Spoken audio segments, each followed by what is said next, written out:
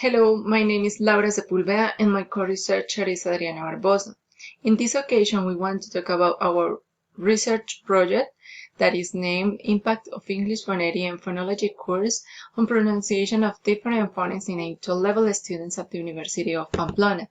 In the first chapter, we want to talk about the statement of the problem and justification, research question, and main aim of the project. In the second chapter, we want to talk about the theoretical framework, literature review, and finally, in the chapter number 3, we want to talk about the approach, participants, and methods. Chapter 1. One of the most important aspects about communication is how to pronounce words. As Navarro and Marin said, every communicative act can be understood as a process of conversion of meaning into some matter. That is, as the possibility of association of certain combination of sound with a specific meaning. For instance, English is not read as it is written. In comparison with Spanish, English has more sounds. A statement of the problem and justification. In 2017, the University of Pamplona, in the degree of languages, had included the subject English phonetics and phonology on his new pensum. This subject should be taken in first semester. It means that second semester students should already take it. Before 2017, students in the degree had no opportunity to have a course only for English phonetics and phonology. That's because we, as students of the degree, wanted to know how this course influenced the oral production of the students who have taken the course and those who have not taken it. The main question here is how do English phonetics and phonology course influence oral production in EFL students at the University of Pamplona? And also, in which way do phonetics improve oral production in EFL students, and how can EFL students adopt strategies to learn the appropriate use of phonetics? The main aim of the project is to demonstrate how the students of second semester of the University of Pamplona could improve their oral production to phonetics. The steps to follow will be to collect the essential information, having the participation of the students who are interested in the project, to analyze the data collection from the participants, and to determine the effectiveness of the course English Phonetics and Phonology in second semester students. Chapter number 2. The purpose of this chapter is to provide a panorama of previous research on phonetics and phonology. It presents the framework for the case study that contains the main focus of this research. There are some key words that are important in our research project. For example, phoneme. And in this case, Roche 2009 said that the term phoneme has been used for a unit at the phonetics level.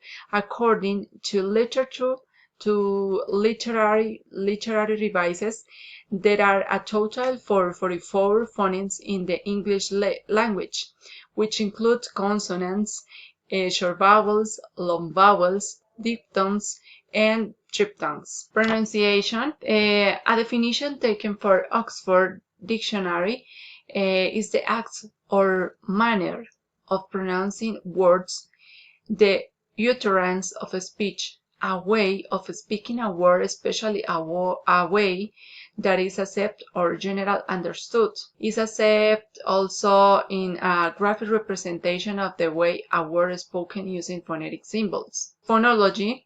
Francis Katamba, 1989, described phonology as the branch of linguistics which investigates the ways in which sounds are used. Also, another author, Catford, 2009, adds that phonology is how sounds are organized into systems and utilized or used in a language. What about phonetics? Michael Atsby, 2016, defined phonetics as the science of speech. It is concerned with all aspects of the pronunciation, transmission, and perception of the sounds of a language. The word phonetic and its derivatives began to be used in English in the 1940s, and although significant insights in the science of speech can be traced across a range of cultural traditions. And finally, foreign language is different from a person's mother tongue, which is learned consciously. An author, Seth Gimbretier, 1994, said that foreign language has become functional goods that constitute an indispensable communication tool both in work and leisure. Literature review. In this section, the goal is to discuss the impact of English phonetics and phonology course on pronunciation of different phonemes related to the course. First of all, there will be represent studies related to the current situation of pronunciation in teaching foreign languages. Next, the studies that give an explanation about the importance of phonetics and phonology, and a study that support how phonetics and phonology are important for oral production. And finally, a study related to the different phonemes at the moment to learn a second language. First, current situation of pronunciation in teaching foreign languages. Bartoli 2005 provides some reflections about the current situation of the pronunciation in teaching foreign languages. In this study, various aspects of the teaching pronunciation are discussed, and the needs for approach change in being shown in order to adopt in regarding the communicative teaching of the language itself. In the same study, for most languages research, Brown 1992 and Sina 1995, Yelland and Hirschfeld 2000, pronunciation is not only pronunciation but also the perception of sounds of speech. And Cantero says, Cantero 2003 calls pronunciation to the production of significant sounds in two sense. What those authors mean is that sound has meaning because it is part of the code of a language, and pronunciation is the production of reception of the sounds of speaking. Importance of phonetics and phonology, and studies that support how phonetics and phonology are important for oral production. So, in other studies, Barrera Pardo 2004 mentions that pronunciation is an essential aspect in teaching but receives little attention in the classroom, and also says that sometimes it is totally ignored by teachers. On the other hand, Giovanni 2000 affirms that students should repeat, practice natural, practice formal with sounds, recombine, recognize, and emit to develop their pronunciation. On the other hand, a study made by Rivero Orjuela 2015 learners of English as a foreign languages have always difficulties to develop the oral production skills. He said that this issue is more evident in the classroom when phonology trained has not been given as much attention as it's required by the teachers.